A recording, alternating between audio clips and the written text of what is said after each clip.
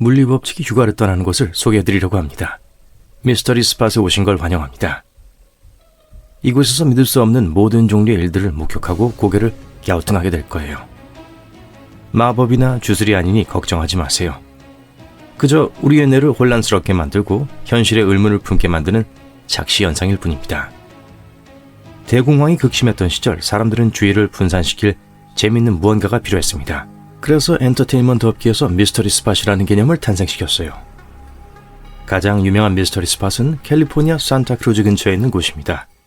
이름만 들어도 음모와 신비로움이 느껴지지 않나요? 안으로 들어서면 경사진 바닥에 똑바로 서 있거나 평평한 표면에 불가능한 각도로 서 있는 사람들을 볼 수 있습니다. 중력과 법칙을 무시하고 경서로를 굴러 올라가는 공도 볼 수 있어요. 마치 유령의 집에 온 것 같지만 소름 끼치는 광대는 없습니다. 이곳은 짧은 오르막길과 현장의 목조 건물 내부에서 물리학 법칙에 어긋나는 것처럼 보이는 중력을 거스르는 현상으로 유명합니다. 물체의 높이와 방향에 대한 착각이 이곳에서 발생합니다. 이런 시각적 착시에는 오르막길에서 굴러가는 공과 사람들이 넘어지지 않고 평소보다 더 멀리 기대어 있는 모습이 포함됩니다. 버클리의 심리학자들은 이 모든 오해가 집이 20도 기울어져 있다는 단순한 사실에서 비롯된다고 합니다. 다음 목적지도 미국입니다. 이번엔 네바다주의 후버댐이죠. 이곳에서도 중력은 우리를 가지고 노는 것 같습니다. 혹시 그곳에 간다면 이 실험을 해보세요. 병에 담긴 물을 댐 위에 부어보세요. 물이 아래로 내려가는 대신 위쪽으로 흐르기 시작한 것을 목격하게 될 겁니다. 그 이유는 댐의 구조가 만들어내는 매우 강력한 상승 기류, 즉 바람에 의해 물이 위쪽으로 운반되기 때문입니다. 이 트릭은 댐에만 국한된 것이 아닙니다. 페루 제도의 역폭포도 있어요. 이 현상은 역폭포라고 알려진 기상이변으로 인해 발생합니다.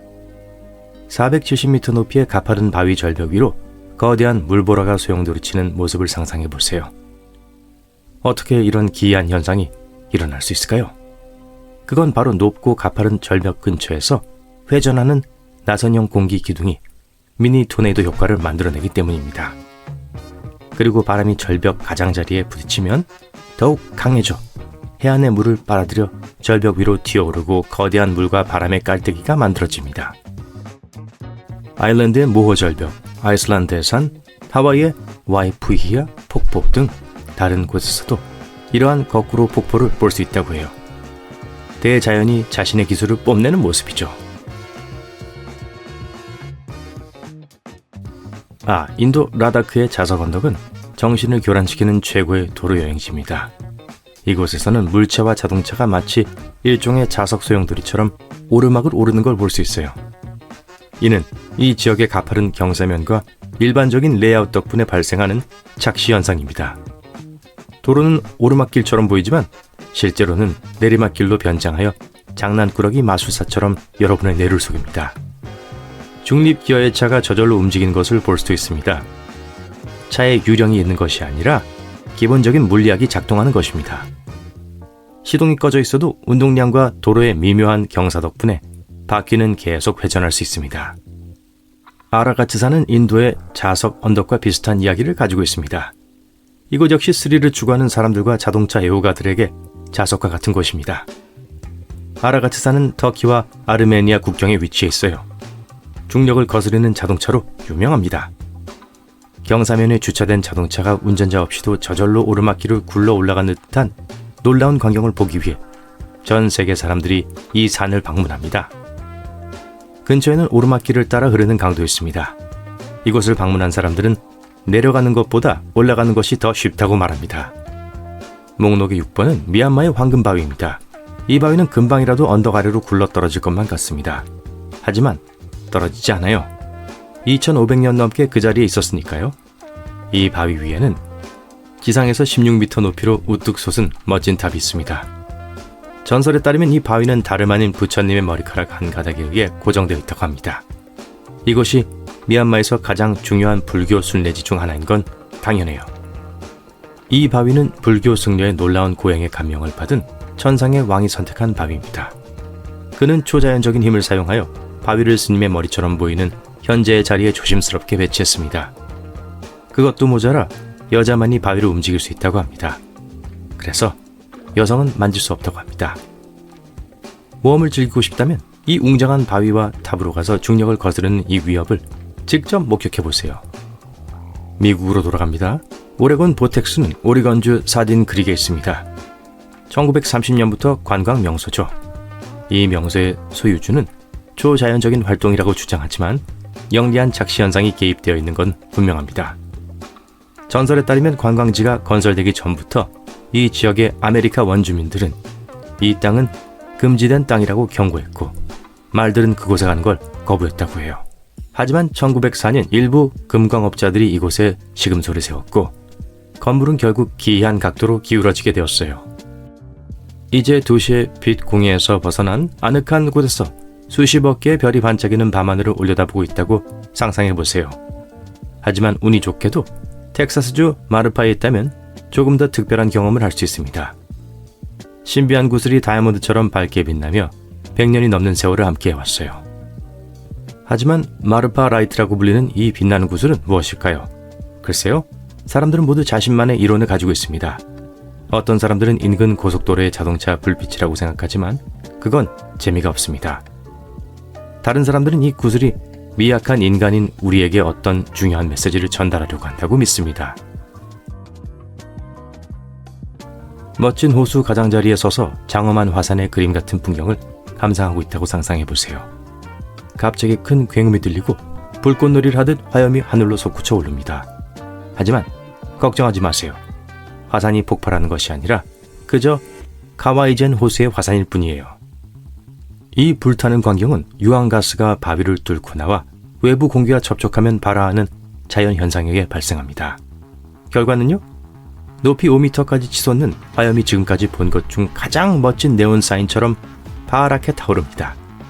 그것도 모자라 산 아래로 흘러내리는 액체 유황은 마치 푸른 용암의 강처럼 보입니다.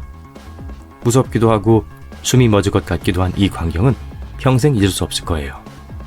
잊을 수 없는 것에 대해 말하자면 모리타니의 리차트 구조는 나사 우주 프로그램이 시작된 이래로 우주 비행사들의 눈길을 사로잡는 수수께끼였습니다. 지구 지각에 있는 이 원형 지형은 시간이 지남에 따라 침식되어 원래의 평평한 암석층을 드러내는 융기된 돔에 의해 만들어졌습니다. 구조물의 중심에서 바깥쪽으로 이동하면 가운데에 오래된 암석층이 드러나면서 시간을 거슬러 올라갑니다. 이 지질 현상은 퇴적암과 화성암으로 이루어져 있으며 그 길이는 45km에 달합니다. 우주에서 보면 암석층이 이동하여 떨어져 나간 여러 단층을 볼 수 있어요. 리차트 구조는 사하라 사막의 중심부에 위치하고 있습니다. 여기까지예요. 우리 버전의 톱 10입니다. 이 목록에 다른 것을 추가하시겠어요?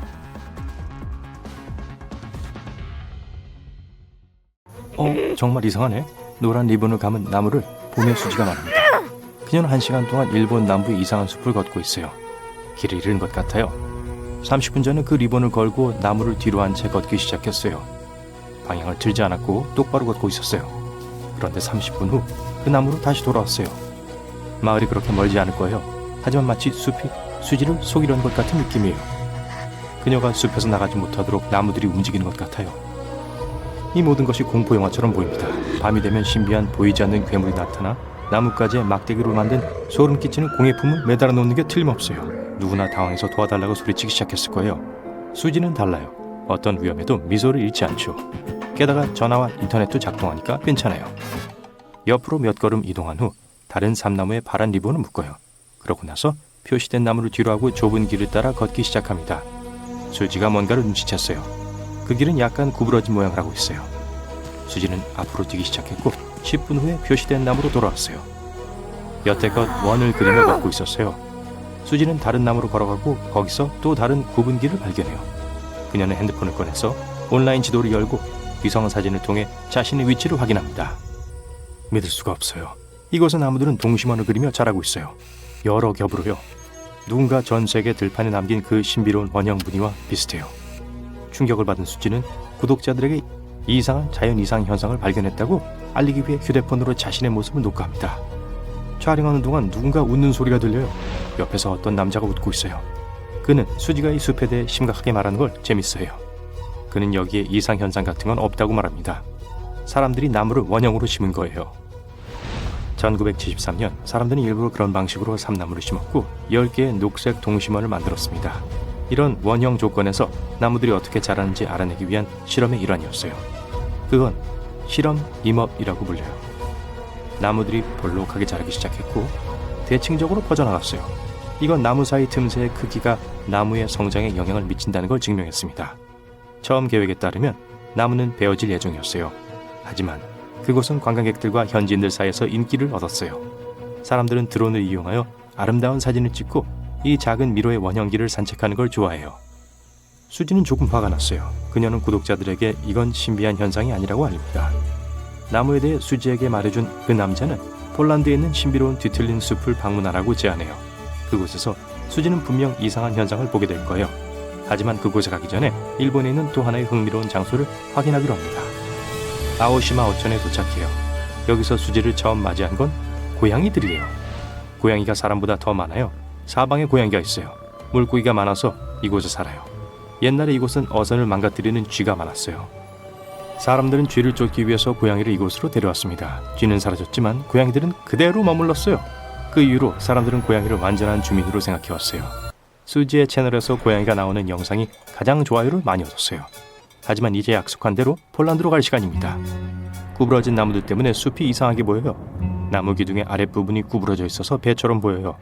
나무가 모두 북쪽만 향하고 있다는 것도 이상한 점이에요. 수지는 숲 전체를 돌며 약 400그루의 나무를 셉니다. 마치 사람들이 나무의 모양을 바꾼 것 같네요. 하지만 현재로선 증거가 없어요. 이 나무들은 1930년대에 심어졌는데 성장기 초기에 손상이 가해진 것으로 생각됩니다. 아무도 그 이유를 알지 못해요. 숲 근처에 작은 마을이 있었어요. 그 마을 주민들은 비밀을 알고 있었을지도 몰라요. 하지만 안타깝게도 그 마을은 70년 전에 파괴됐어요. 이 미스테리의 열쇠도 함께 사라졌죠. 물론 과학자들은 가설이 있었지만 모두 빠르게 반박됐어요. 아마도 이 구부러진 모양은 유전적 이상이 원인일 거예요. 지구의 다른 숲에도 비슷하게 틀어진 기둥을 가진 나무들이 있어요. 하지만 이 숲 나무들의 곡선은 너무 완벽하고 깔끔해 보여요. 마치 예술가가 작업한 것 같아요. 이것은 환경으로부터 무언가가 나무에 영향을 끼쳤다는 것을 암시합니다. 비슷한 나무들이 전 세계에서 발견되지만 어쩌다 하나일 뿐 이렇게 무리를 지어 자라진 않아요. 매년 나무 위에 눈이 내려요. 혹시 눈의 무게 때문에 나무가 휘어진 걸까요? 그렇다면 왜 아랫부분만 변형됐을까요? 왜 숲의 다른 나무들은 평범한 모습이죠? 또한 이 나무들이 왜 북쪽을 가리키는지에 대한 설명도 없어요. 무슨 목적이 있을까요? 가장 그럴듯한 이론은 지역 농부들이 가구와 선박 제조를 위한 장식을 만들기 위해서 나무 모양을 바꿨다는 거예요. 예를 들어 그런 나무로 바구니를 만들기가 더 빠르고 쉬워요. 그리고 나무의 성장을 조작하는 것은 미국 몇몇 고대 부족들 사이에 흔한 관행이었습니다. 그들은 숲에서 항해와 통신을 위해 나무 기둥을 변형시켰어요. 모두 흥미롭긴 하지만 이제 수지는 무서운 곳을 방문하려고 합니다. 구독자 중 한 명이 그녀에게 소름 끼치는 숲 한 곳을 방문하라고 조언해요. 이곳은 멕시코시티 중심에서 남쪽으로 27km 떨어진 섬에 위치해요. 수지는 작은 배를 타고 왔어요. 땅을 밟자마자 핸드폰으로 생중계를 해요. 섬 곳곳 나무에 걸려있는 인형들을 녹화합니다. 인형들은 각기 다른 옷을 입고 있고 크기와 얼굴도 달라요. 나무마다 소름 끼치는 인형이 수십 개씩 걸려있어요. 비와 뜨거운 태양이 인형의 얼굴을 변형시켰어요. 이끼와 녹색으로 덮여있고 섬뜩할 정도로 무서운 형태를 띠고 있어요. 인형들이 밤마다 살아난대요. 확인해볼래요? 라고 구독자 중 한 명이 묻습니다. 문제없어요. 수지가 동의해요. 해가 지평선 아래로 지고 숲에 어둠이 내립니다. 수지는 나무 사이를 걷고 있어요. 달빛이 길을 비춰요. 수지는 몸을 따뜻하게 하려고 불을 피웁니다. 그때 이상한 소리가 들려요. 언뜻 무언가 움직이는 게 보여요. 전화기가 꺼져요. 올려다보니 불빛에 비친 인형 하나가 수지를 향해 고개를 돌립니다. 수지는 비명을 지르고 도망가요. 물론 인형은 움직이지 않았어요. 인형 머리 뒤에 작은 새가 앉아있는 게 보여요. 며칠 후 수지는 멕시코시티 주민 한 명이 50년대에 그 섬으로 이주해서 인형으로 섬을 가득 채웠다는 걸 알게 됩니다. 그는 섬 주변의 쓰레기 메리츠와 운하에서 인형을 수집했어요. 수년에 걸쳐서 모든 나무를 장식했어요. 처음에 그것은 관광객들에게 낯설고 흥미로워 보였습니다. 그러다 인형이 오래되고 썩기 시작하면서 이곳은 더욱더 사람들의 관심을 끌게 됐어요. 그가 인형에 집착하게 된 이유에 대해선 여러 가지 전설이 있어요. 좋아요. 수지는 이런 미스터리하고 소름 끼치는 장소는 충분히 봤어요. 이제 자연에 의해 만들어진 장엄한 경치에 감탄하고 싶어요. 수지는 캘리포니아의 세콰이아 국립공원에 도착합니다. 세계에서 가장 큰 나무들이 자라는 곳이죠. 세계에서 가장 큰 나무인 자이언트 세콰이아를 보고 입을 다물지 못해요. 나무의 이름은 제너럴 셔먼이고 나이는 약 2000살이에요. 이 나무의 부피는 올림픽 수영장의 거의 절반 크기입니다. 나이에도 불구하고 이건 가장 오래된 나무가 아니에요. 이 공원엔 3,000년 된 삼나무가 있어요. 세계에서 가장 키가 큰 나무가 이곳 캘리포니아에서 자랍니다. 세쿼이아과에 속하는 미국 삼나무예요. 하이페리온이라고 불리고 그 높이는 115m에 달합니다. 이건 에펠탑 높이의 3분의 1이에요. 그 나무 꼭대기에서 보는 경치가 어떨지 상상해보세요. 지금 수지는 마다가스카르 섬에 있습니다. 독특한 바오밥 나무를 보러 갈 거예요. 마치 무언가가 나무들을 땅에서 뽑아내서 뒤집은 후 다시 땅에 밀어넣은 것처럼 보여요. 바오밥은 세계에서 가장 아름다운 나무 중 하나입니다. 대부분은 여기 바오밥 나무 거리에 있어요. 하지만 호주와 남아프리카에서도 볼 수 있어요. 바오밥 나무 기둥은 스펀지 같아요. 장마철에 확장하고 수분을 흡수해요. 코끼리들은 이 물을 마시길 좋아해요. 갈증을 해소하기 위해 나무 기둥 부분을 뜯어 씹어요. 밤에는 바오밥에 꽃이 핍니다. 꽃은 신우유 냄새가 나고 박쥐들을 유혹해요. 하지만 가장 흥미로운 사실은 바오밥 나무가 수명을 다한 후에도 다른 나무들처럼 말라붙어 쓰러지지 않는다는 점이에요. 그 자리에 부서져서 작은 나무 조각 더미를 남깁니다. 비행기에서 첫 발을 내딛자 열성적인 황제 펭귄 무리가 여러분을 둘러싸고 밀고 밀치면서 모두들 여러분의 사인을 받고 싶어 하네요. 잠깐만요. 더 심한데요? 여러분은 전에 느껴본 적 없는 냉기를 느껴요. 9kg이 넘는 장비를 갖추고 있음에도 불구하고 얼음 같은 바람이 여전히 뚫고 들어오네요. 시야를 가리는 눈부신 햇빛도 몸을 따뜻하게 하는 데는 전혀 도움이 안 되네요.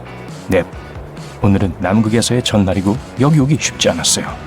코디네이터를 만나고 여러분은 전 세계에서 가장 외진 곳에서 새로운 삶을 시작할 준비를 합니다. 비행기에서 짐을 꺼내면서 동료들을 한번 둘러봅니다. 여러분 모두 이 특유의 도전적인 환경에 대비하기 위해 똑같은 엄격한 신체적, 심리적 테스트를 거쳤어요. 그 프로그램은 여러분 모두가 몇 달간의 고립, 얼어붙을 듯한 온도, 그리고 낯선 밤 주기를 감당할 수 있는 자질을 가졌는지를 확인해야 했어요.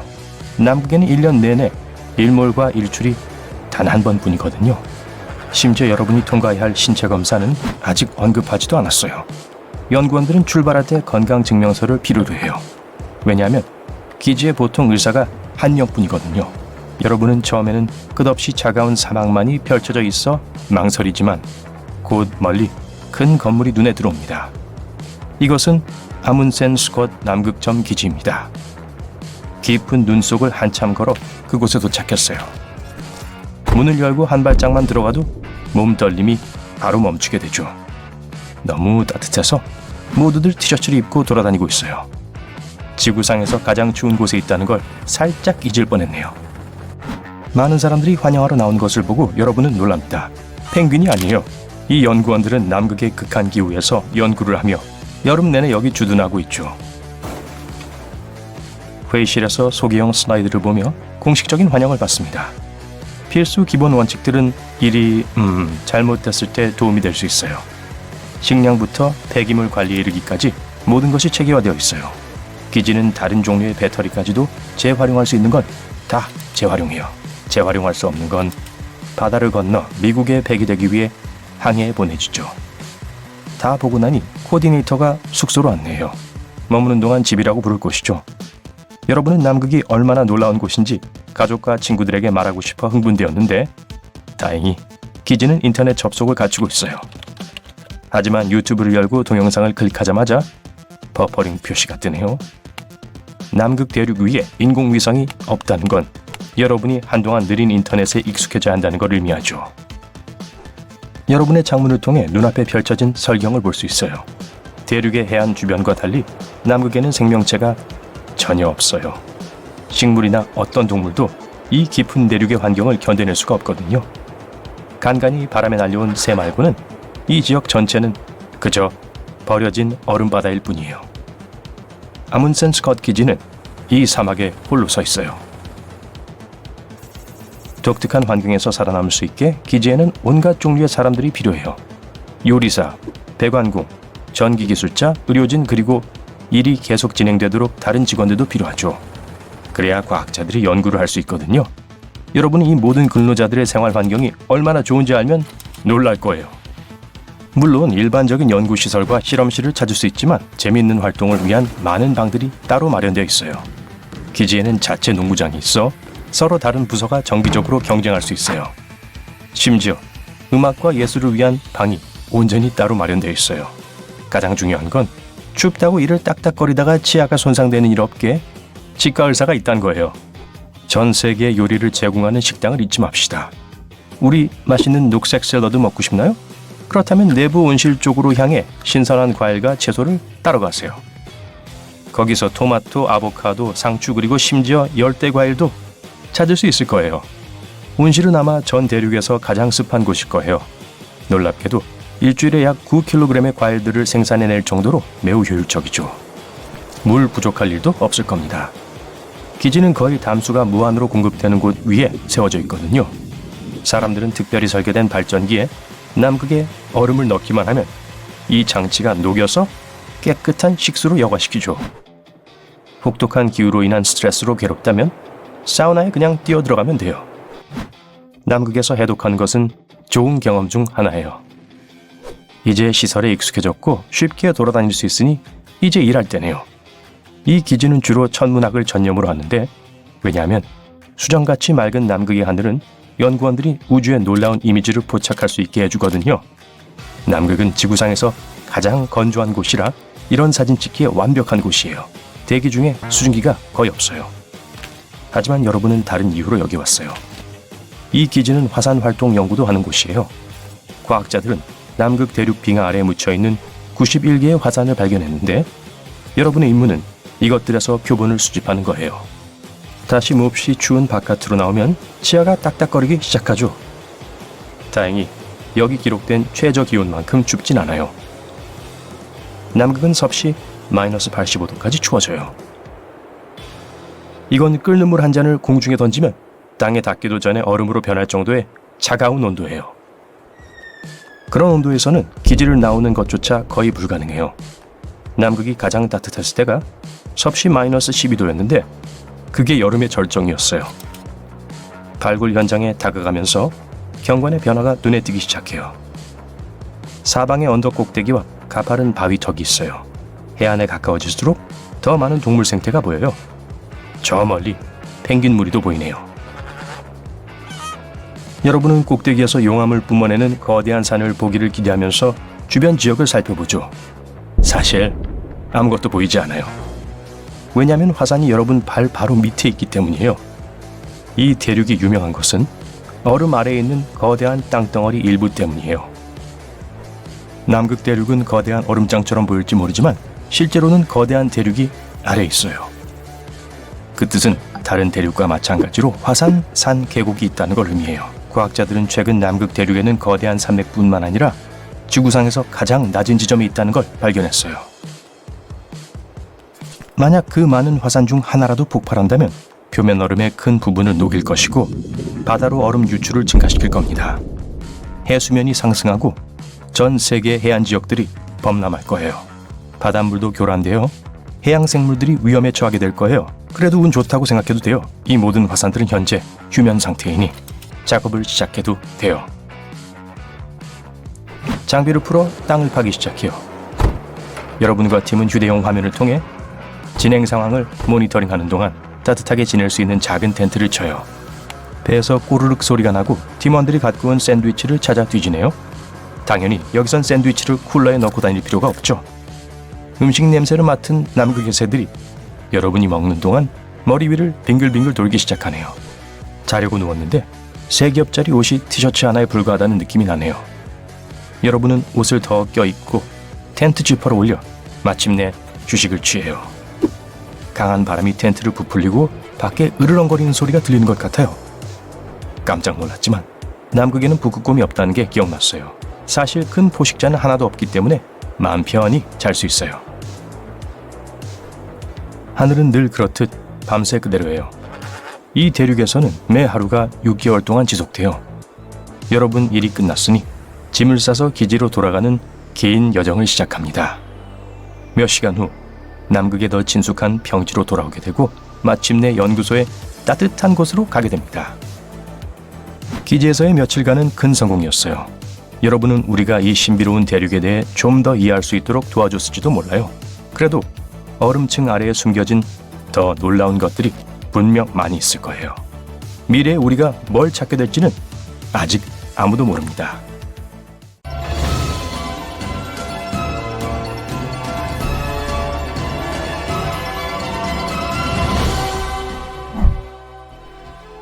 볼리비아의 노스 윤가스 도로는 세계에서 가장 아름다운 도로 중 하나이자 가장 위험한 도로입니다.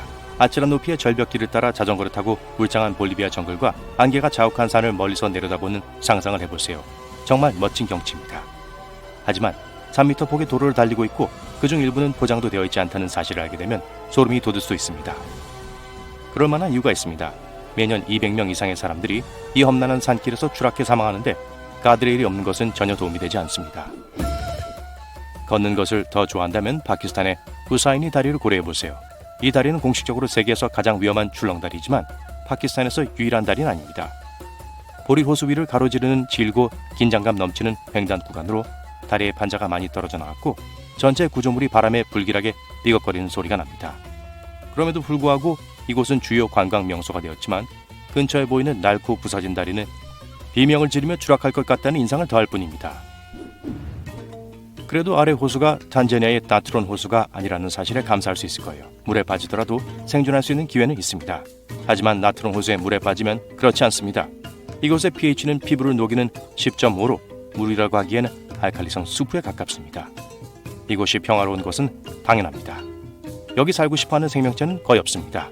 하지만 홍학무리가 몇 계절마다 번식을 위해 나트론 호수에 찾아오고 그 기간 동안 이곳은 백분홍빛 낙원이 됩니다.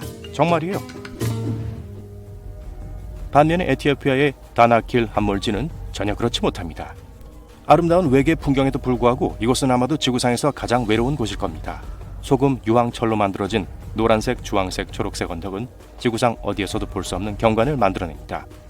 그러나 온도와 독성 광물의 조합으로 이곳은 절대 살 수 없는 곳이며 이곳을 방문하는 연구자들은 이 계곡에서 미세한 생명체조차도 발견하지 못했습니다.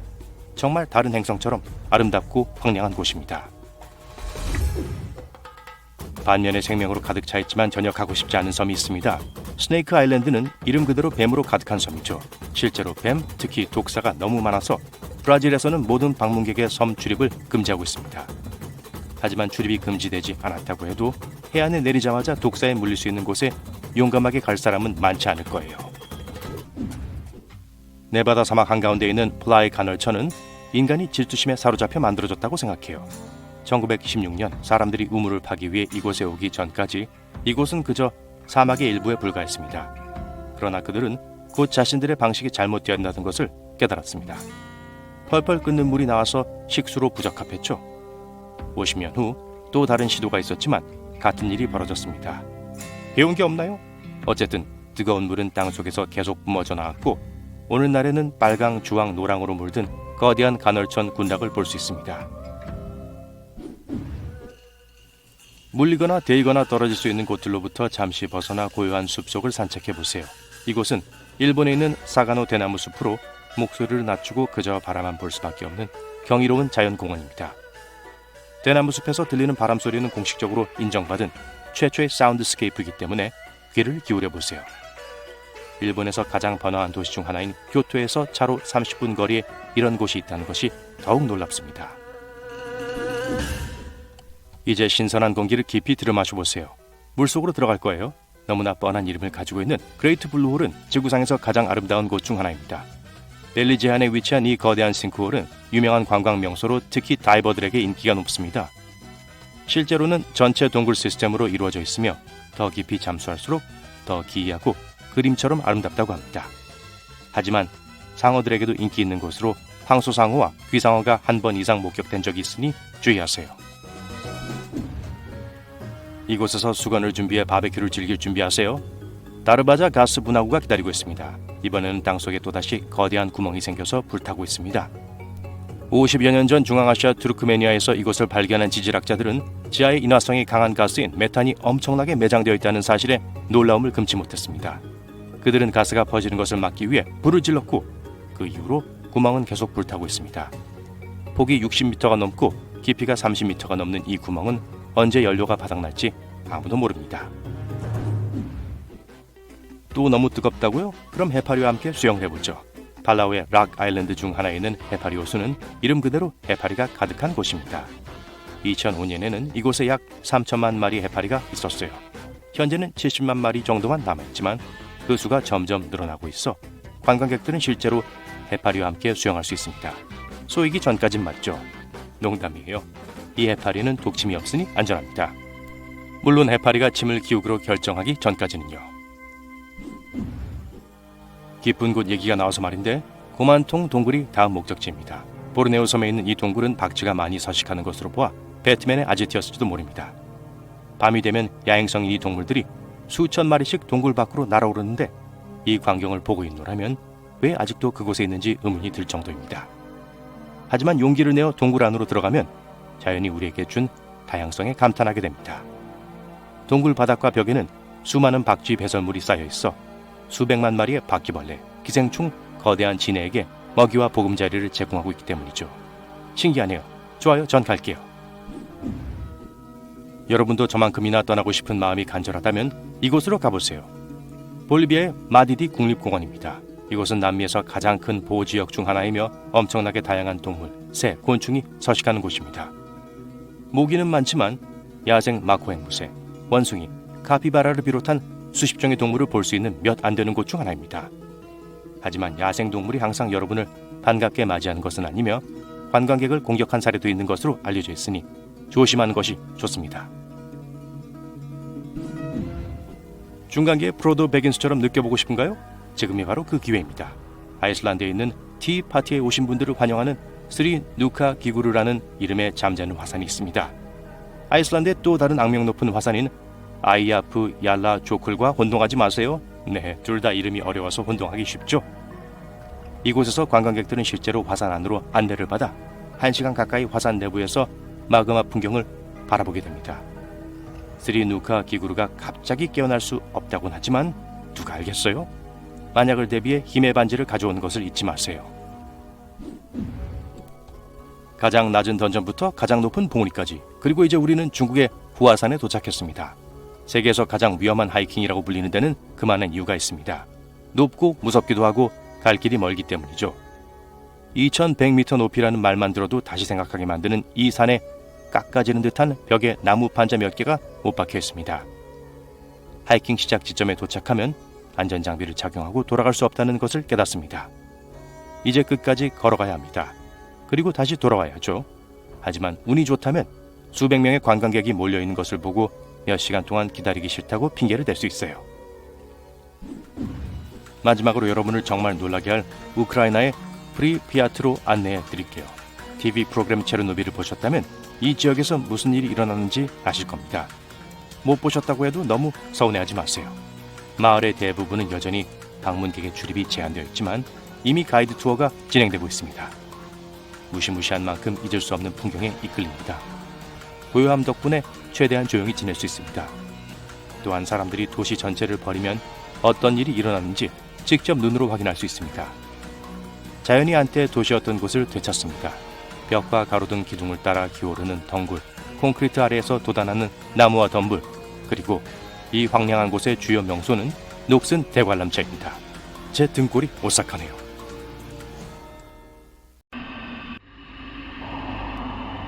여러분은 장렬하는 태양 아래 뜨거운 사막을 걷고 있어요. 물자가 떨어졌고 물도 더 이상 없네요.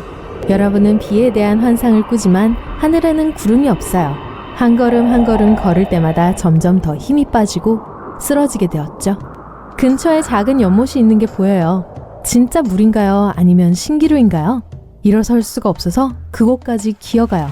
물이 시시각각으로 가까워지고 있는데 여러분이 물 쪽으로 가고 있어서가 아니에요. 물이 여러분을 향해 오고 있어요. 몇 분 후 연못 면적이 늘어납니다. 여기 벌써 연못 안에 들어왔네요. 사막의 일부가 있던 곳에 18m 깊이의 작은 호수가 생겨났어요.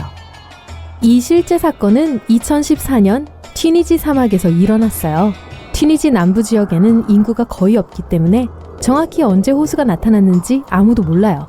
처음에는 그 근처를 지나가던 목동들이 호수를 보았고 자신들의 눈을 믿을 수가 없었죠. 그 후 몇 시간 동안 수백 명의 현지인들이 그 장소로 달려갔습니다. 그들은 주변의 바위에서 뛰어들어 물속에서 다이빙하고 수영을 하기 시작했어요. 하지만 며칠 후 그 호수에 이상한 일이 일어났죠. 처음에 호수는 수정같이 맑은 청록색이었어요. 하지만 그 후 어두운 녹색으로 변했습니다. 사람들은 이 현상을 대수롭게 여기지 않고 계속 수영했었죠. 그러지 말았어야 했는데 말이에요. 과학자들과 지질학자들은 도착했고 즉시 호수에서 수영하는 것은 안전하지 않다고 발표했습니다. 녹색 흙탕물은 호수가 고여 썩고 있다는 걸 의미해요. 물이 신선하지도 않고 지하샘에서 공급되지도 않고 있는 거죠. 이제 호수는 해조류와 심각한 질병을 일으킬 수 있는 수많은 해로운 박테리아로 가득 차 있어요. 과학자들은 튀니지의 이 지역이 인산염 침전물로 가득 차 있다는 것도 알아냈어요. 이 물질은 분해되어 방사능 흔적을 남길 수 있어요. 이 호수에는 발암 물질이 있고 독성이 있을 수 있으며 살아있는 모든 유기체에게 위험할 수 있어요. 하지만 사람들은 이걸 별로 걱정하지 않았죠. 이 사람들은 태양이 공기를 40도까지 데우는 동안 사막 한가운데를 걸어요. 과학자들의 경고에도 불구하고 이 사람들 대부분은 시원한 물속으로 뛰어들기를 마다하지 않을 거예요. 지금까지 아무도 호수가 생긴 정확한 이유를 알지 못하고 있어요. 어떤 과학자들은 호수가 폭우로 인해 형성되었다고 믿고 있어요. 호수는 바위로 둘러싸여 있고 협곡 안에 위치해 있는데 물은 몇 개의 폭풍우가 지나간 후에 그냥 축적될 수 있어요. 일부 지질학자들은 지진이 호수의 원인이라고 생각해요. 작은 지진 활동이 수면 위에 있던 지구 암석을 파멸시키게 된 거죠. 그리고 이 구멍을 통해 모든 물이 튀어나온 거예요. 그리고 만약 이 이론이 맞다면 호수는 갈라진 틈을 통해 다시 지하로 떨어질 수 있어요. 이는 채워진 욕조의 배수 구멍에서 플러그를 뽑는 것과 같은 상황인 거죠. 아주 작은 지진만 일어나도 그건 플러그를 뽑는 것과 같아요. 그러니 만약 여러분이 이런 곳에 있다면 이 방사능 호수에서 수영하지 마세요. 카리브해 섬 지역으로 갈게요. 맑고 푸른 바다 중에 독특한 호수를 찾아볼 수 있어요. 파라다이스 섬들 중 한 곳에 위치해 있습니다. 여러분은 호수를 바로 못 알아볼 수도 있어요. 그 지역 전체가 거대한 콘크리트 플랫폼처럼 보일 수도 있거든요. 하지만 중요한 것은 그 표면을 밟지 않는 거예요. 피치레이크는 물이 아닌 액체 아스팔트로 채워진 호수예요. 이곳은 세계에서 가장 큰 아스팔트 퇴적물입니다. 뜨거운 것처럼 호수 곳곳에서 김이 나고 있어요. 호수의 깊이는 75m예요. 그 안에 보잉 여객기 한 대가 똑바로 서 있을 수 있을 만한 크기죠. 호수를 완전히 연구한 건 아니지만 과학자들은 이 호수의 지구의 지각의 아래에 깊은 단층이 있다고 믿고 있어요. 엄청난 양의 기름이 거길 통해 새어나오고 있는데요. 그 후 다양한 화합물을 통해 아스팔트로 변하게 됩니다.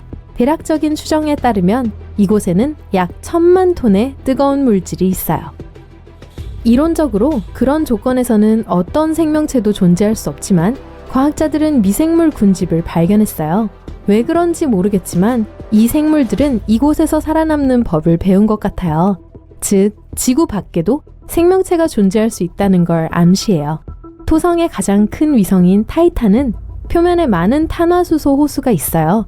그리고 만약 지구상에 100만 톤의 녹은 아스팔트 중에서 가장 단순한 형태의 생명체가 나타났다면 타이탄에 뭐가 나타나는 걸 막을 순 없겠죠? 인도네시아 자바 섬으로 갈게요. 다음 현상을 보려면 큰 화산을 올라가야 해요. 화산은 풀과 나무로 뒤덮여 있지만 휴식을 취하고 있는 것 같진 않습니다. 입에서 연기가 쏟아져 나오고 있거든요. 꼭대기에 올라가면 끓는 마그마 대신 깨끗한 호수를 볼 수 있어요. 파란 하늘이 밝은 청록색 표면에 반사되고 있어요. 하지만 거기서 뛰어내리려고 하지 마세요. 이 호수는 산으로 가득 차 있거든요. 화산 안의 마그마는 지구의 지각에 가장 깊은 곳에서 나와요.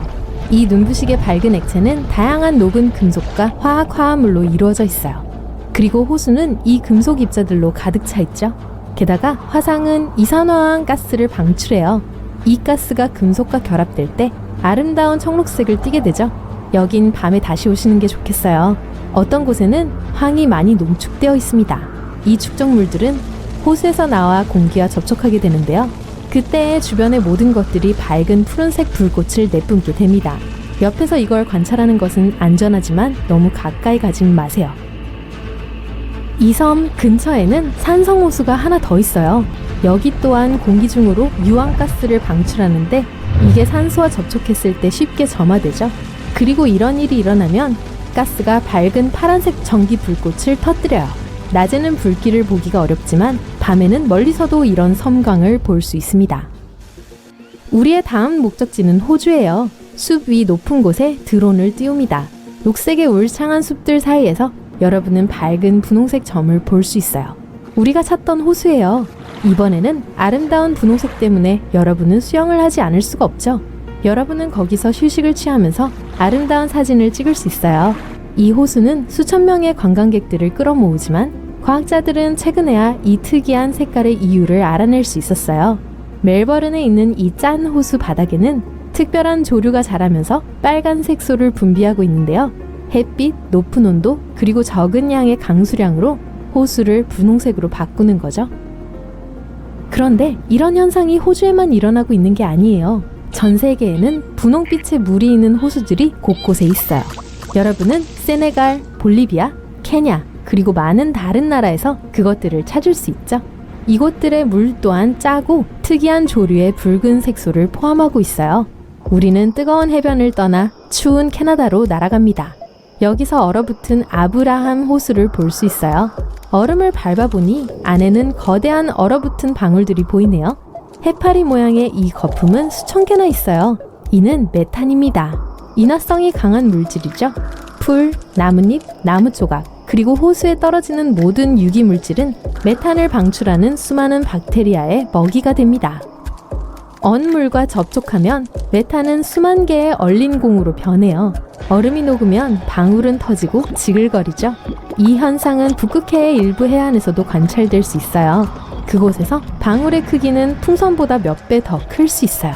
아름다운 광경이지만 메탄이 공기와 접촉할 때 발화되기 때문에 안전하진 않아요. 우리의 여행지 중 가장 추운 곳에 왔어요. 지구에서 가장 건조한 사막 근처에 있는 남극 대륙입니다.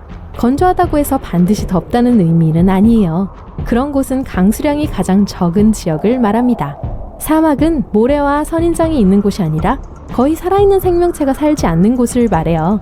남극 대륙의 어떤 지역들은 이 두 가지 조건을 충족합니다. 하지만 이 차가운 사막에서 작은 호수를 발견할 수 있어요. 이 호수의 깊이는 겨우 몇 센티미터예요. 엄밀히 말하면 연못이죠. 하지만 가장 놀라운 점은 액체 형태를 유지하고 있다는 거예요. 이곳의 온도는 영하 50도까지 떨어져요. 연못이 얼어 있어야 하는데 그런 일은 일어나지 않죠. 돈 후안 연못은 지구상에서 가장 소금기가 많은 저수지 중 하나예요. 이곳에 든 소금의 양 때문에 물이 얼지 못하거든요. 과학자들은 60년 이상 이 호수를 연구해왔지만 여전히 이곳에 물이 나타나는 정확한 이유를 찾지 못하고 있어요. 칠레의 대리석 동굴은 세계에서 가장 먼 곳에 있는 자연 경관 중 하나입니다. 대성당 예배당, 동굴이 세 가지 주요 명소죠. 이 동굴은 대리석으로 된 흑백 동굴, 기둥, 터널로 이루어져 있습니다. 수천 년 동안 파도가 이 동굴을 만들었고 아직도 파도는 동굴을 파고 있죠. 동굴과 청록색 물결이 어우러져 감미로운 빛의 공연을 만들어냅니다. 여름이 시작되면 콜롬비아의 평범해 보이는 강은 액체 무지개로 변합니다. 세계에서 가장 아름다운 강으로도 알려진 카니오 크리스탈레스는 빨강, 검정, 초록, 파랑, 노랑의 5가지 색으로 반짝입니다. 다양한 색을 만들어내는 특별한 수중식물 때문에 1년에 6개월 동안 이렇게 보인다고 해요. 완벽한 양의 햇빛과 물이 만들어내는 마법 같은 경관이죠. 인도 도키에 위치한 강은 카야킹들의 꿈입니다. 에메랄드 빛에 바닥까지 아주 투명해서 예쁜 조약돌, 돌, 물고기 등 어선이 유리 위에 떠 있는 것처럼 보여요. 들리는 소리라고는 강물에 소용돌이 치는 소리와 가끔 날아가는 새소리뿐입니다. 세계에서 가장 깨끗한 마을 중 하나는 에메랄드 강에서 멀지 않습니다. 폭우 속에서도 매일 일하는 환경미화원 3명이 있고 주민들은 마을 곳곳에 꽃과 식물을 심고 차도 허용되지 않아요. 관광객들의 주차 요금은 거리 청소 비용에 쓰이게 됩니다. 쓰레기를 버리면 어떻게 되냐고요? 벌금을 내거나 감옥에 갈 수도 있어요. 뉴질랜드의 블루레이크는 세계에서 가장 맑은 호수 중 하나입니다. 마치 중류소를 보는 것과 같아요. 강에서는 아주 드문 청자주색 톤도 볼 수 있습니다. 물은 이웃하고 있는 얼음빙하 호수에서 내려오는데요. 원주민인 마오리족은 호수에 특별한 힘이 있다고 믿어서 이 호수에서는 수영을 금지하고 있고 심지어 발가락도 담글 수 없습니다. 루센텔의 해변은 완벽하게 파란 물에 끝없이 펼쳐진 하얀 모래 언덕이 어우러져 있습니다. 하지만 이 열대지방의 분위기에 속지 마세요. 이 해변은 스코틀랜드에 있어요. 5월과 6월에만 경치가 좋고 12월에는 하루에 1시간밖에 햇볕이 나지 않아 꽤 어두워집니다. 중국 주자이거우 계곡의 오방꽃 호수는 노란색에서 에메랄드색, 짙은 옥색에서 연한 청록색으로, 때로는 있는지도 몰랐던 산호색으로까지 변합니다. 수중 온천 덕분에 절대 얼지 않고 옆에 있는 호수처럼 마르지 않습니다. 동네에 내려오는 전설에 따르면 이 호수는 하늘에서 떨어진 거울 조각들로 이루어져 있다고 하네요. 주변의 계곡에는 지상 동굴과 함께 평범한 언덕들이 가득하고 140여 마리의 다양한 새와 함께 장관을 이루는 폭포들, 그리고 자이언트 팬다 몇 마리와 멸종 위기에 처한 다양한 식물과 동물이 있습니다. 남극 대륙 근처의 남극해는 세계에서 가장 깨끗한 공기를 가지고 있습니다. 과학자들이 분석할 DNA를 거의 찾을 수 없다는 건 너무나 분명하죠. 그냥 아무 해양 박테리아들이 모여있을 뿐이에요. 남극 대륙은 99%가 얼음이고 입이 떡 벌어지는 푸른 빙하, 활화산, 그리고 세계 어느 곳보다 더 서걱서걱하고 깨끗한 눈이 세상에서 단 하나뿐인 아름다운 풍경을 만들어냅니다. 하와이에 있는 할레아칼라산은 세계에서 가장 조용한 곳 중 하나입니다. 이곳의 경비들은 종종 완벽하게 영의 소리를 측정한다고 해요. 할레아칼라는 하와이어로 해의 집이라는 뜻이며 100만 년 된 화산에 의해 형성되었습니다. 용암이 수년간 쌓여 산으로 변한 것이죠. 이곳의 날씨는 독특하고 예측하기가 어렵다고 합니다. 현재 세계에서 가장 고립된 정착지인 에든버러 오브 더 세븐 시즈까지 남아프리카에서 배를 타고 가면 거의 일주일이 걸립니다. 이름이 참 대단하죠? 이곳에 가려면 지방정부의 특별 허가를 받아야 합니다. 약 300명의 동네 사람들은 모두 서로를 가족처럼 대하며 자신들의 음식을 재배하고 섬을 완벽히 깨끗하게 유지합니다. 호주의 데인트리 숲은 세계에서 가장 오래된 열대우림입니다. 1억 년 이상 지속되어 왔으며 1만 2천 종의 곤충이 서식하고 있고 호주의 나비 및 박쥐 개체수의 약 90%가 이곳에 서식하고 있습니다. 또한 약 3천 종류의 다양한 식물이 서식하고 있습니다. 인도양 바자루토 군도에는 수정처럼 하얀 모래와 오염되지 않은 산호초가 있습니다. 그리고 관광객은 거의 없어요. 이곳은 공식적인 해양보호구역이라서 상업적인 낚시도 금지되어 있고요. 전통적이고 낡은 배를 탄 어부들을 여기서 볼 수 있을 거예요.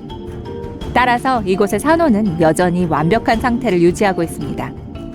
바자루토는 마지막까지 남은 바다소들의 고향이기도 합니다. 신비한 에메랄드빛 대나무 숲은 교토에서 기차로 가까운 곳에 위치해 있습니다. 마치 다른 우주로 가는 통로 같아요. 삐걱거리고 바스락거리는 소리가 일본 100대 음향 경치 중 하나로 꼽힙니다. 이곳의 장인 예술가들은 대나무로 바구니, 컵받침, 젓가락 받침대를 만듭니다. 브리티시 컬럼비아 주의 그레이트 베어 열대우림은 천년된 삼나무, 이끼가 낀 폭포, 화강암 색깔, 수정같이 맑은 개울로 유명합니다. 이곳은 스피릿 베어라고도 알려진 희귀한 크림색 커모드 곰의 집이기도 합니다. 시카 사슴, 회색 늑대, 퓨마, 산양, 범고래, 연어, 바다사자, 해달, 흑등고래도 이곳에 살아요. 사진으로 보세요. 바부다에 있는 솜사탕 핑크샌드 비치의 비밀은 작은 단세포의 붉은 생물과 함께 으깨진 산호로 만들어졌다는 겁니다. 파도가 충분히 세지면 유명한 분홍색 모래를 볼 수 있어요. 이곳은 공공시설이 없어서 다른 카리브해 섬들보다 덜 붐비고 덕분에 이렇게 깨끗할 수 있습니다. 호주의 피카니니 연못은 만들어지는데 수천 년이 걸렸습니다. 지하수가 석회암을 통해 서서히 지표면으로 올라왔는데요. 놀라운 이 하얀색 벽과 함께 큰 수중 동굴을 형성했습니다. 이곳에서 다이빙을 하려면 특별한 허가를 받아야 하지만 그럴 만한 가치가 있어요. 핀란드의 라플랜드는 세계에서 가장 깨끗한 공기를 가지고 있습니다. 또한 눈부신 오로라와 눈 덮인 나무, 끝없이 하얀 풍경은 덤이죠. 인류가 이곳에 최초로 닿은 것은 약 7,000년 전이었습니다. 대부분 술록 목동이었는데요. 현재 이곳에는 술록이 사람보다 더 많이 살고 있습니다. 술록은 자연을 오염시키지 않죠. 플리트비체 호수 국립공원은 크로아티아의 가장 인기 있는 관광지 중 하나입니다. 맑고 멋진 호수가 16개나 있으며 모두 폭포와 연결되어 있습니다. 사슴, 곰, 늑대, 멧돼지, 희귀한 새들이 오염되지 않은 자연을 즐기며 돌아다닙니다. 이곳은 유네스코 세계문화유산이기 때문에 이 공원은 깨끗하게 보존해야 합니다. 6천만 년 전 크고 성난 화산이 오늘날의 북아일랜드에서 깨어났습니다. 화산은 용암의 한 종류인 녹은 현무암 덩어리를 뱉어냈습니다. 이 덩어리는 냉각되어 바다로 내려가는 서로 연결된 징검다리 4만 개로 변했습니다. 내려오는 전설에 따르면 이 다리는 아일랜드 거인들이 만든 것으로 매우 완벽한 모양을 하고 있다고 합니다. 스코틀랜드에 있는 적에게 가기 위해 바다로 길을 만들어야 했던 거죠. 북부 이란에 있는 바다브 서트에는 독특한 트레버틴 테라스가 있습니다. 다시 말하면 엄청나게 멋진 계단이죠. 이 계단은 만들어지기까지 수천 년이 걸렸습니다. 두 종류의 미네랄 온천이 아래로 흘러내리면서 젤리 같은 것을 남겼는데 물이 차가워졌을 때 비탈을 계단 모양이 만들어진 거라고 해요. 그리고 이 온천은 아직도 활동적입니다. 하나는 치유의 성분이 있고 다른 하나는 물을 오렌지색으로 바꾸는 먼지를 뿜어냅니다. 태양이 뜨면 이 온천은 모든 것을 빨간색, 주황색, 노란색으로 바꿉니다. 볼리비아의 솔티 라구나 콜로라도는 전 세계의 사진작가들을 자석처럼 끌어당깁니다. 이곳은 해조류와 물속의 풍부한 미네랄 때문에 붉은색을 띱니다. 그리고 고지대 사막 평야, 화산, 끓는 진흙, 표류하는 눈, 기괴한 모양의 바위에 둘러싸여 있죠. 세계 6종류의 플라밍고 중 3종이 이곳에 서식하고 있습니다. 플랑크톤을 채우기 위해 이곳에 오는 거예요. 플라밍고는 사실 태어날 땐 흰색이지만 붉은 해조류 때문에 분홍색으로 변합니다. 마법의 강은 필리핀에서 가장 자연 그대로에 남은 숨은 보석 중 하나입니다. 산 뒤에 있는 강인데 물이 어디서 나오는지 아무도 몰라요. 형형색색의 물고기들이 주위에서 헤엄치고 있지만 어디에서 왔고 어디로 가는지 아무도 모릅니다. 이 강은 얕아 보이지만 아무도 그 깊이를 측정하지 못했어요. 스릴을 좋아하는 관광객 몇몇만이 이 신비로운 강을 찾아 동굴 속으로 잠수할 뿐이죠. 히말라야에 있는 판공호는 세계에서 가장 높은 염분의 소금물 호수입니다. 염분이 많아서 수중 생물은 없지만 새를 관찰하기에 완벽한 곳이죠. 날씨가 조금 더 따뜻해지면 호수는 파란색, 녹색, 심지어 빨간색 사이에서 계속해 색을 바꿉니다. 겨울에는 얼음뿐이지만요. 페루 푸나초원. 텅 빈 사막, 바위투성이의 땅, 그리고 거대한 빈 공간. 잠깐만요. 저기 야레타가 있어요. 야레타는 너무 독특해 보이는 꽃식물이어서 이걸 보면 포토샵한 거라고 생각할 수도 있습니다. 사막의 다른 지역과는 아주 달라 보이죠. 첫눈에는 이끼로 덮인 바위처럼 보여요. 하지만 우린 3000년 된 안데스 산맥에 얼어붙은 푸나초원에서 발견된 식물에 대해 이야기하고 있습니다. 이 식물은 물이 지어 자랍니다. 그리고 아주 빽빽해서 여러분이 야레타 관목 위에 올라선다고 해도 문제없이 여러분의 몸무게를 지탱할 거예요. 캐나다 스파티드 호수. 사람들은 그곳을 캐나다에서 가장 마법 같은 장소라고 부릅니다. 겨울과 봄에는 다른 호수와 다를 바 없는 평범한 호수일 뿐입니다. 하지만 물이 증발하기 시작하는 여름에 거기 가보세요. 마치 다른 세계로 들어간 기분이 들 거예요. 파란색, 녹색, 노란색 반점이 있는 물방울 무늬의 풍경이 펼쳐집니다. 여름 동안 300개가 넘는 물웅덩이가 생기는데 마치 마법처럼 보여요. 수세기 동안 사람들은 각각의 물웅덩이가 다른 치유력을 가지고 있다고 믿었습니다. 그리고 그 밝은 색깔은 과학으로 설명할 수 있어요. 각각의 물웅덩이에는 높은 농도의 서로 다른 미네랄이 함유되어 있습니다. 스페인 리오틴토. 5000년 이상 동안 붉은 강은 구리, 은, 금, 그리고 다양한 광물로 가득 찬 광산으로 둘러싸여 있었습니다. 그 덕분에 강이 독특한 붉은색을 띠게 됐어요. 사람들은 그 지역을 수세기 동안 채굴했지만 광산업 전체가 쇠퇴하기 시작했습니다. 광산들은 18세기에 다시 발견될 때까지 버려져 있었어요. 강은 매우 인상적입니다. 하지만 산도가 높기 때문에 사람들에게 매우 위험해요. 물속의 박테리아는 태양계의 다른 곳에서나 찾아볼 수 있는 조건을 만들어냅니다. 예를 들어 과학자들은 목성의 위성 중 하나인 유로파에도 비슷한 곳이 있다고 믿고 있어요. 유로파 표면 아래에는 산성 바다가 숨어 있습니다. 일본 도야마만. 만약 일본의 도야마만의 해안가를 걷고 있다면 신비스러운 형광의 푸른빛을 보는 행운을 얻을 수도 있어요. 물밑에서 나오는 불빛이 밤바다를 밝힙니다. 이런 현상을 볼 수 있는 곳은 많지 않아요. 숨막히는 쇼를 펼치는 것은 반딧불 오징어입니다. 이 생물은 해저 200m 아래에서 서식합니다. 하지만 봄이 되면 해안 근처에 모입니다. 심지어 때때로 파도를 타고 해안으로 밀려오기도 합니다. 오징어가 내뿜는 빛은 사실 몸을 숨기고 보호하기 위한 위장술입니다. 낮 동안 오징어는 물속 깊은 곳으로 돌아갑니다. 하지만 밤이면 해안 근처로 다시 와서 파티를 열어요. 오징어가 만들어내는 빛은 그렇게 밝지 않아서 어둠 속에서 책을 읽을 수 있을 정도는 아니지만 그래도 매우 인상적입니다. 미국 네바다 플라이 간헐천. 우주 로켓을 타고 있다고 상상해보세요. 어느 순간 알려지지 않은 행성에 대기로 들어갔다는 것을 깨닫게 됩니다. 거기 그런 행성이 있는 줄도 몰랐어요. 행성의 중력이 여러분의 로켓을 끌어당기기 시작합니다. 곧 로켓을 표면에 착륙합니다. 다행히도 여러분의 우주선은 충분히 튼튼해서 온전한 상태입니다. 그래서 우주복을 입고 밖으로 나갑니다. 여러분 바로 앞에 전에 본 적이 없는 것이 있습니다. 놀라운 자연, 믿을 수 없는 색, 그리고 기이한 산. 그러다가 갑자기 그것이 끓는 물기둥을 내뿜습니다. 여러분은 머리를 흔들어 봅니다. 아, 지나치게 뛰어난 상상력이에요. 사실 여러분은 네바다에 있는 플라이 렌치 가이저를 보고 있어요. 실망하지 마세요. 그래도 여전히 놀라워요. 이 간헐천은 1960년대 한 지열 발전회사가 구멍을 뚫다가 발견했습니다. 지하수를 빠져나갈 수 있게 했지요. 그리고 옐로스톤 국립공원에서 볼 수 있는 것과 비슷한 색인가요? 그건 조류 때문입니다. 옐로스톤 얘기가 나와서 말인데 그곳 역시 우주에서나 볼 수 있을 것 같은 장소예요. 델라웨어주와 로드아일랜드주를 합친 것보다 더 큰 지역에 10,000개 이상의 열수 분출공, 500개의 간헐천과 놀라운 폭포가 있습니다. 마다가스카르 친지 데 베마라하. 자, 여기 고대 동물과 마주치게 될 것만 같은 장소가 있습니다. 100m까지 솟아있는 뾰족한 바위들 사이에 무언가 숨어있을 것만 같아요. 이 국립공원의 절반은 숲으로 덮여 있습니다. 그리고 나머지 절반은 물의 침식으로 형성된 바위입니다.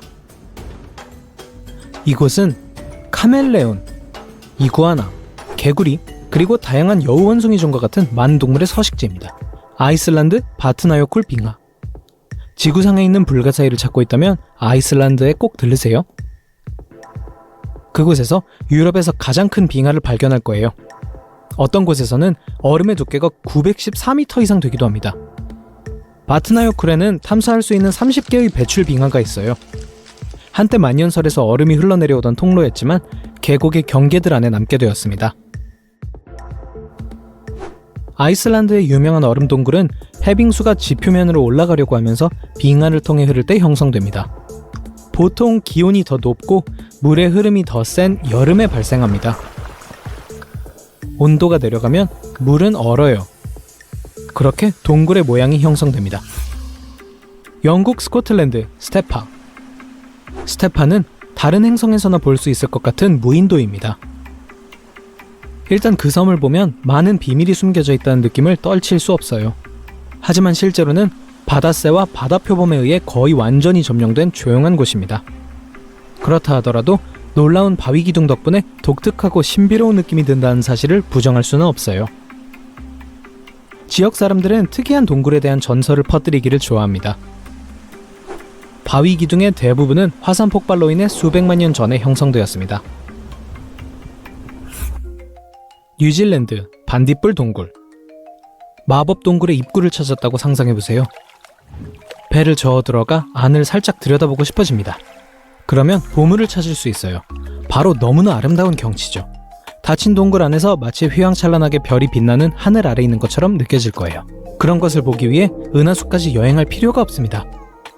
뉴질랜드에 반딧불 동굴이 있으니까요. 동굴은 수백만 년 전에 형성되기 시작했습니다. 그리고 현재 석순과 종유석의 인상적인 컬렉션을 자랑하고 있습니다. 하지만 동굴을 정말 특별하게 만드는 것은 반딧불입니다. 동굴에는 수천 개의 발광유충이 살고 있어요. 벌레는 곤충들과 잠재적인 짝을 끌어들여야 합니다. 그렇게 하기 위해 어둠 속에서 빛이 나는 꼬리를 사용해요. 이 지역에는 이런 동굴들이 많이 있습니다. 그리고 사람들은 100년 이상 동안 동굴을 탐험해왔어요. 중국 장자제 무릉원. 이 놀라운 장소는 숨막히는 풍경과 3,000개가 넘는 사암 기둥을 자랑합니다. 마치 자연이 초고층 빌딩의 자체 버전을 만들기로 한 것처럼 보여요. 일부는 엠파이어 스테이트 빌딩의 절반 정도 높이입니다. 보통 기둥이 어디서 시작하는지조차 알 수 없습니다. 밑에 무엇이 있는지 내려다보면 보이는 것은 끝없는 안개입니다.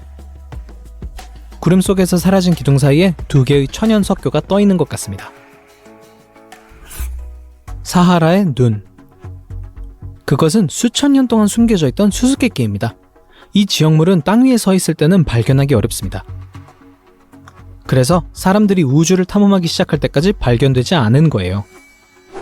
한동안 과학자들은 그것이 어떤 우주 물체가 지구 표면에 부딪혀 생긴 충돌 분화구라고 생각했습니다. 하지만 연구를 한 후 눈 모양의 기원이 전적으로 지구에서 유래한 것을 발견했습니다. 오늘날 지질학자들은 눈의 형성이 1억 년 전에 시작되었다고 믿고 있습니다. 지각판이 초대륙 판게아를 분리시키던 때였죠. 지표면을 향해 솟아오르던 녹은 바위는 여러 개의 층으로 이루어진 거대한 돔을 만들었습니다. 나중에 화산 활동과 침식은 눈의 모양을 완성시켰습니다. 러시아 바이칼 호수.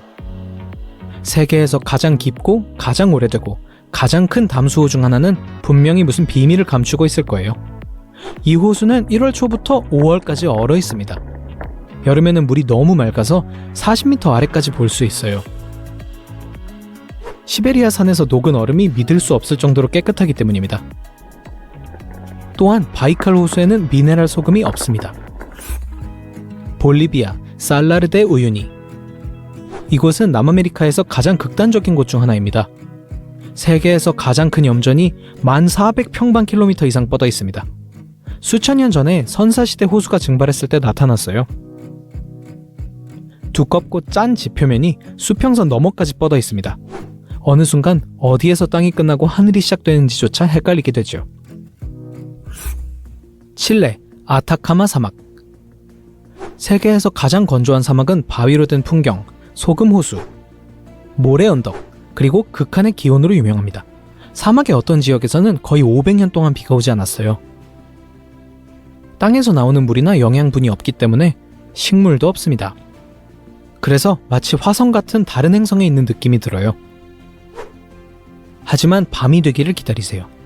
별로 가득 찬 무한한 하늘은 우주와 그 신비로 향하는 창문처럼 보이죠.